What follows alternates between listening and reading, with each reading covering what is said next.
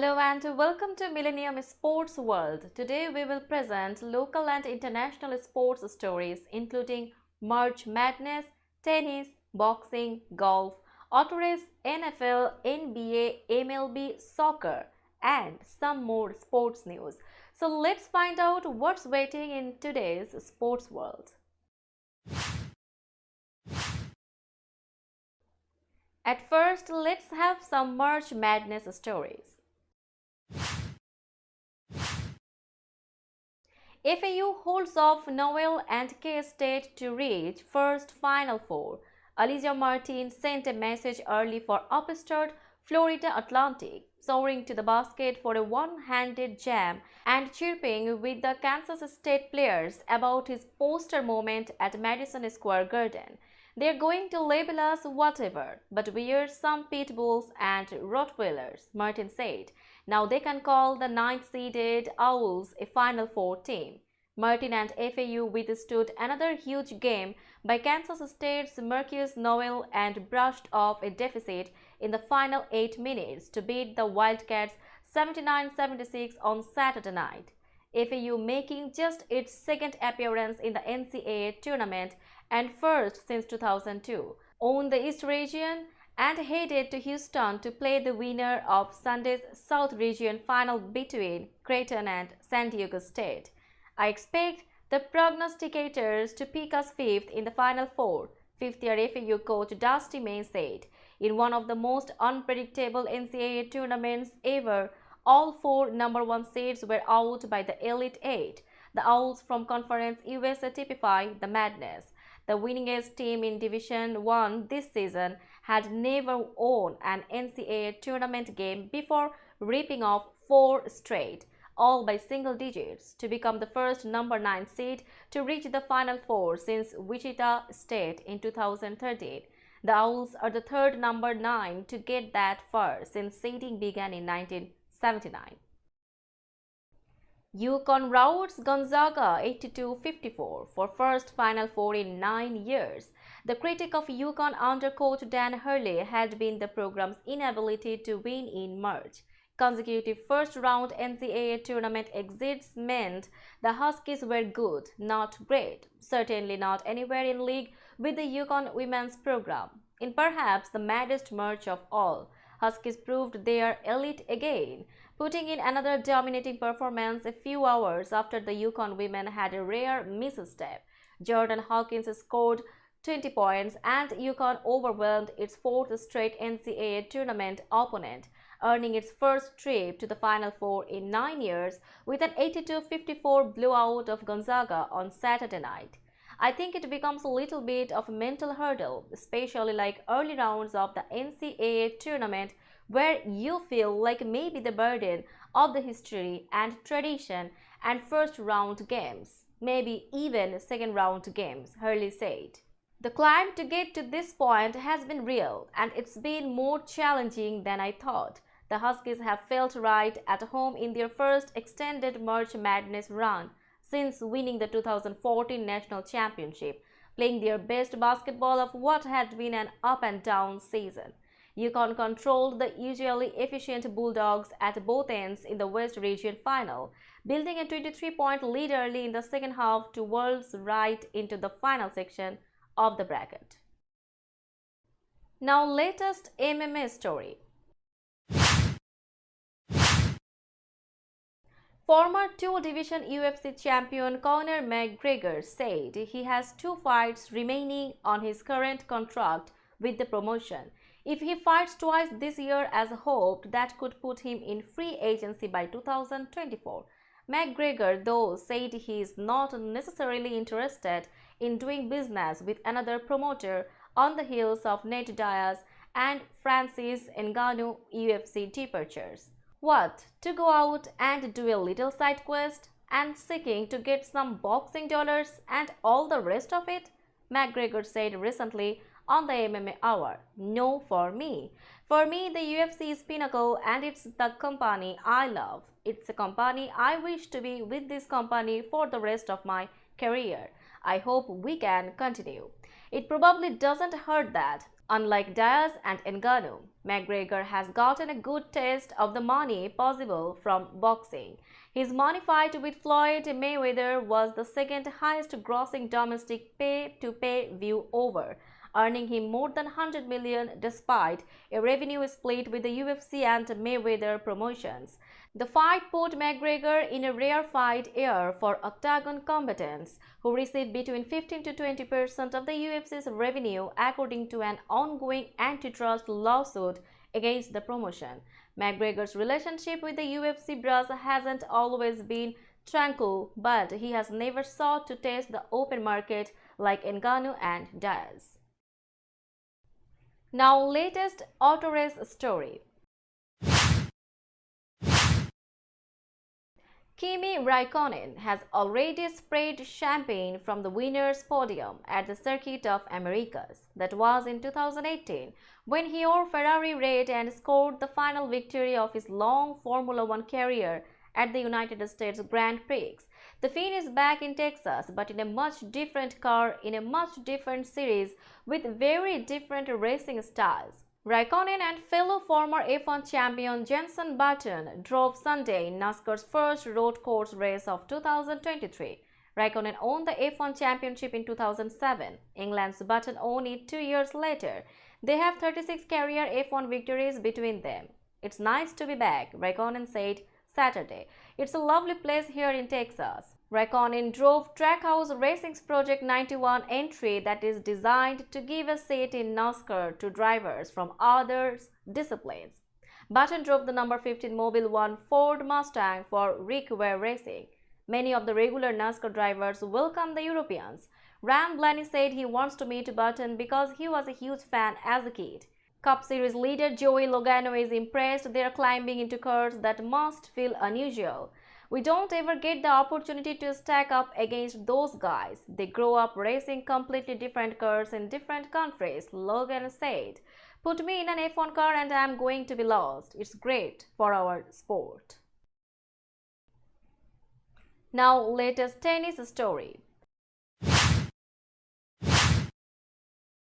Martina Navratilova returned to TV work at Tennis Channel for its coverage of the Miami Open on Tuesday, less than 3 months after saying she had throat cancer and breast cancer. "It's great to be back. Thrilled to be here," said the 18-time Grand Slam singles champion and member of the International Tennis Hall of Fame. "So happy to be working. How many people can say that?" The 66-year-old Navratilova said her sense of taste disappeared during the treatment for cancer and she lost 15 pounds. She did not appear on television during the Australian Open in January or the BNP Paribas Open this month. "It puts you face to face with your mortality. Number one, because at the beginning I wasn't sure if it was treatable, so that was hard," she said, wiping away tears. "But once I got into the program, it was a little easier emotionally, but more difficult physically. But I am still standing." In an interview with Talk TV's Piers Morgan shown later Tuesday, Navratilova said she has been told by doctors that, as far as they know, "I am cancer-free," and she should be good to go after some additional radiation treatment. She noticed an enlarged lymph node in her neck while attending the season-ending WTA finals in Fort Worth, Texas in November, and a biopsy showed early-stage throat cancer. While Navratilova was undergoing tests on her throat, she said the unrelated early-stage breast cancer was discovered. Navratilova was diagnosed with a non-invasive form of breast cancer in 2010 and had a lumpectomy. She won 59 Grand Slam titles overall, including 31 in women's doubles and 10 in mixed doubles. The last was a mixed doubles championship with Bob Bryan at the 2006 US Open, a month shy of her 50th birthday. Navratilova originally retired in 1994 after a record 167 singles titles and 331 weeks at number 1 in the WTA rankings. She returned to the tour to play doubles in 2000 and occasionally competed in singles too. Now, latest NFL news. Bobby Wagner is headed back to the Seattle Seahawks to rejoin the team, with which he became one of the top linebackers in the NFL. The team announced Wagner's return Saturday night, filling a major need on Seattle's remodeled defense. It's a one-year contract, according to a person who spoke to the Associated Press on the condition of anonymity because the team didn't announce terms. Bobby is back, the Seahawks posted on their Twitter account. We have agreed to terms with the future Hall of Famer. Seattle teammates Quandre Diggs and Tyler Lockett first broke the news on Twitter, and NFL Network and ESPN said the deal was worth up to $7 million. Glad to be back in Seattle. It means a lot to be able to come back, Wagner tweeted. Wagner spent the first 10 seasons of his career with the Seahawks after being selected in the second round of the 2012 draft by Seattle. He became a six-time first-team All-Pro selection during his tenure in Seattle, where he was regularly regarded as one of the best middle linebackers in the league. Now, latest MLB stories. Miles Mikolas is sticking with the St. Louis Cardinals. The right-hander signed a $55.75 million three-year contract on Friday that will carry through the 2025 season. The new deal replaces a $68 million four-year contract signed in February 2019 that covered the 2020-23 seasons and was set to pay $15.75 million this year. Mikolas will receive a $5 million signing bonus payable July 1 and will make $18.75 million in 2023 and $16 million in each of the following two seasons. Mikolas can earn a $250,000 bonus for winning a Cy Young Award, $50,000 for All-Star election or selection or winning a Gold Glove, $100,000 for League Championship Series MVP, and $150,000 for World Series MVP. Mikolas is scheduled to make the second opening day start of his big league career next Thursday when the Cardinals host Toronto. Mikolas went 12-13 with a 3.29 ERA last season while helping St. Louis to the NL Central title. It was back to business as usual for Shohei Ohtani on Friday. The two-way star returned to Los Angeles Angels camp after his MVP performance in the World Baseball Classic. 3 days after striking out Mike Trout to clinch the WBC title for Japan against the United States in Miami, Ohtani was on the backfields in Tempe, pitching in a minor league game against some Arizona Diamondbacks farmhands.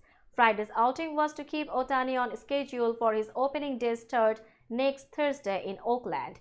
He faced 19 batters while working into a fifth inning, walking 1 and striking out 8. He allowed 4 hits, including a home run to Gavin Conticello, an 8th-round draft pick for Arizona in 2021. Drew Jones, the Diamondbacks' first-round pick last season and the son of 10-time Gold Glove center fielder Andrew Jones, hit a single off Ohtani. The game today was to get up to my pitch count, get used to the pitch clock again, and using the pitch com, Ohtani said through an interpreter after throwing 78 pitches. All is well on my end. Ohtani only made one start for the Angels before leaving for Japan, for whom he pitched 9-3 innings with a 1.86 ERA in 3 WBC appearances. The last outing was Tuesday's 9th inning appearance against the United States, where he fanned Trout on a full-count slider to set off a celebration. The party was short-lived though, as Ohtani returned to his MLB team on Wednesday so he could begin preparing for the regular season, after which the 28-year-old will be a free agent. He was runner-up in the American League MVP voting after hitting 34 homers and driving in 95 runs for the Angels last season, plus posting a 2.33 ERA in 28 starts with a 15-9 record. Now, NBA story. Dallas Mavericks star Luka Doncic picked up his 16th technical foul of the season on Sunday and now faces a one-game suspension. Unless the NBA office rescinds the technical, Doncic will be forced to sit out the team's game Monday night against the Indiana Pacers. Doncic had been chirping at officials for most of Sunday's game against the Charlotte Hornets and finally got slapped with a technical midway through the third quarter of a tightly contested game. The suspension could prove costly for Dallas, which entered the day tied with Oklahoma City for 10th in the Western Conference but is still out of position for a play-in tournament spot because the Thunder hold the head-to-head tiebreaker over the Mavericks.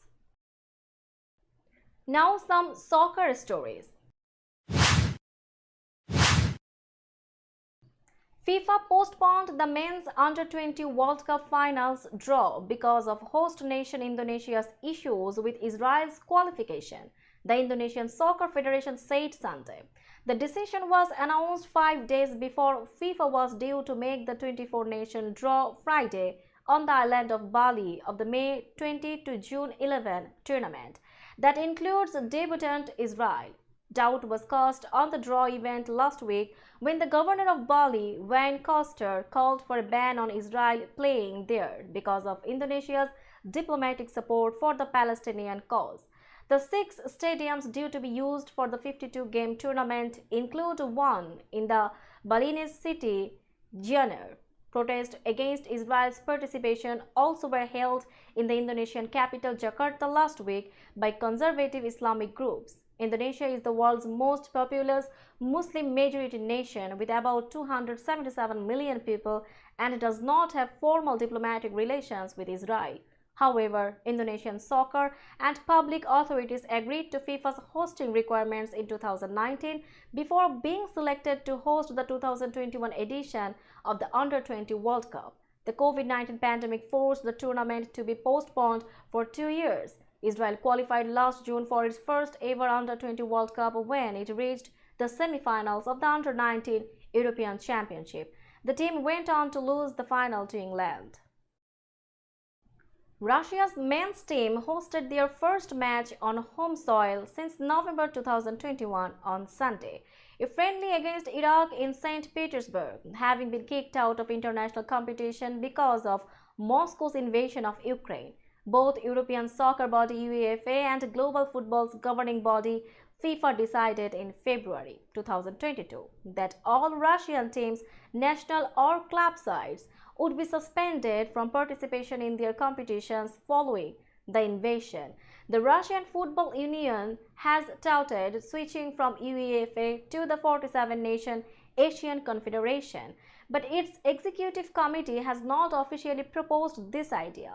TASS reported that the RFU expected around 20,000 fans to attend Sunday's game at the Gazprom Arena, which had been due to host last year's Champions League final before Russia was stripped of that honor.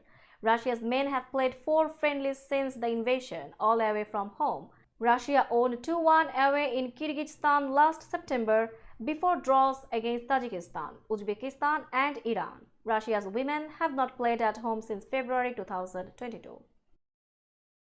Presented with a golden boot before kickoff, Harry Kane's golden touch continued for England on Sunday as he struck a record-extending 55th goal for his country. The Tottenham striker had already surpassed Wayne Rooney as the Three Lions' outright leading scorer with his penalty in Thursday's 2-1 win against Italy in Naples. Back at Wembley, he got the chance to celebrate in front of his home fans with another goal in England's 2-0 win against Ukraine in European Championship qualifying. Kane struck in the 37th minute, converting Bukayo Saka's cross to the far post. Saka got on the scoresheet himself 3 minutes later when turning on the edge of the area and curling a shot into the top corner. With that, England effectively secured the victory and ensured a 100% start to qualifying for Euro 2024 in what has been an impressive response to the disappointment of being eliminated from last year's World Cup at the quarter-final stage. Kane, whose penalty miss in the 2-1 loss to France proved so costly in Qatar, has also proven he is not suffering a hangover from one of the most painful moments of his career. While he is still waiting to win his first trophy for club or country, the personal honors continue to come. Toronto goalkeeper Sean Johnson and San Jose's JT Marcinkowski both finished with 2 saves as the two clubs played to a scoreless draw on Saturday night. The Earthquakes improved to 2-0-4 in their last 6 home matches in the series. Toronto hasn't won in San Jose since 2010. San Jose was looking for its first 3-match win streak at home since a 10-match run to begin the 2002 season. Toronto ended a 9-match winless streak with a 2-0 victory over Inter Miami last week. Toronto has just one shutout in its last 11 matches, and its 4 clean sheets since the beginning of last season is the fewest in the league, excluding expansion team St. Louis City. Toronto had a 15-14 edge in shots, with both teams taking 2 shots on goal. San Jose remains at home to host the Houston Dynamo on Saturday. Toronto returns home to host Charlotte on Saturday. Now some latest cricket news. South Africa completed the highest successful chase in T20 international cricket to reach 259 for 4 and beat West Indies by 6 wickets in a record-breaking game on Sunday. West Indies was asked to bat first in the second game of the series and made 258 for 5. Meaning the match at Centurion was the first T20 international where 500 or more runs were scored. South Africa chased down the huge target with 7 balls remaining after Quinton de Kock smashed 100 from 44 balls for his first T20 international century, and fellow opener Reza Henriques hit 68 from 28. Their 152-run stand for the opening wicket put South Africa on its way to its record-breaking chase. Captain Aiden Markram guided the Proteas home with his 38 not out, leaving the series level at 1-1 with 1 game to play. "We just wanted to give our side a bit of hope, and that's what we did," de Kock said of his partnership with Henriques. Johnson Charles played 118 from just 46 balls to set up West Indies' big total, with support from Kyle Mayers, who made 51, and Romario Shepherd, who hit 41 not out.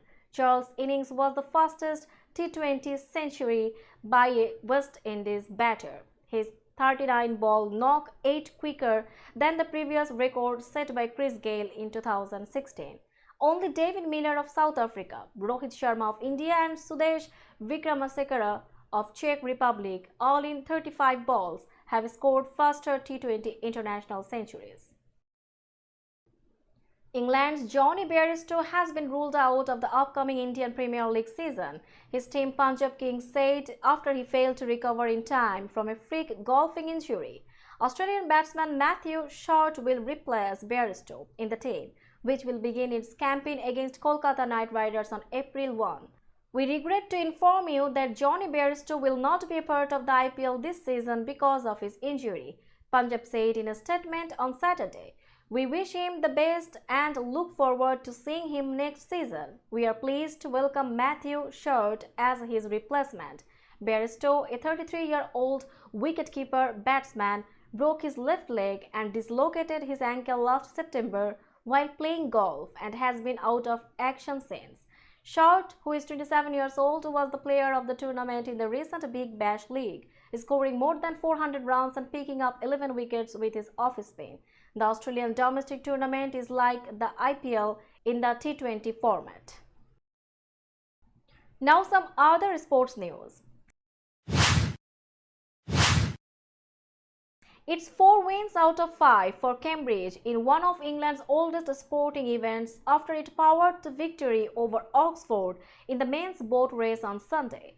And it was a bold move by Cambridge cox Jasper Parrish on the River Thames that proved the difference in the annual contest between the two universities, which started in 1829.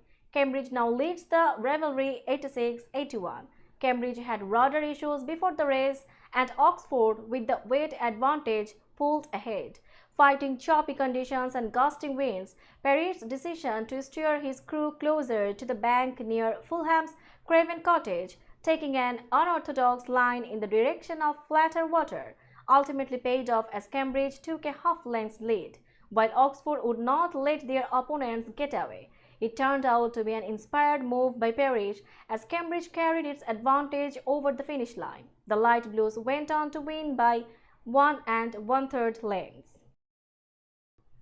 Christophe Laporte won the first one-day classic race of his career after the Frenchman and teammate Wout van Aert secured a 1-2 finish at Gent-Wevelgem for the Jumbo-Visma team on Sunday. In heavy rain, the duo resisted the peloton's chase in the 260.9 km race through Belgium. After a 50 km breakaway, they launched on a steep ascent.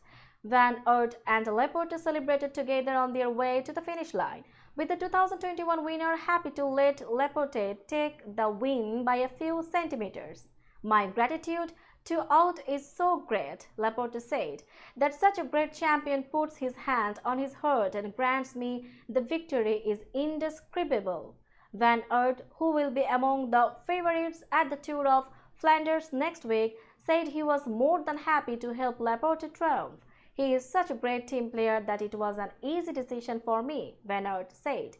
"He is not only a colleague but also a very good friend. I have not forgotten all that he has done for me in the past." Sepp Van Mark, who rides for Israel Premier Tech, won the sprint for third place, about 2 minutes behind. Laporte became the fourth French rider to win the Cobalt Classic after Jacques Anquetil, Bernard Hinault, and Philippe Gilmond.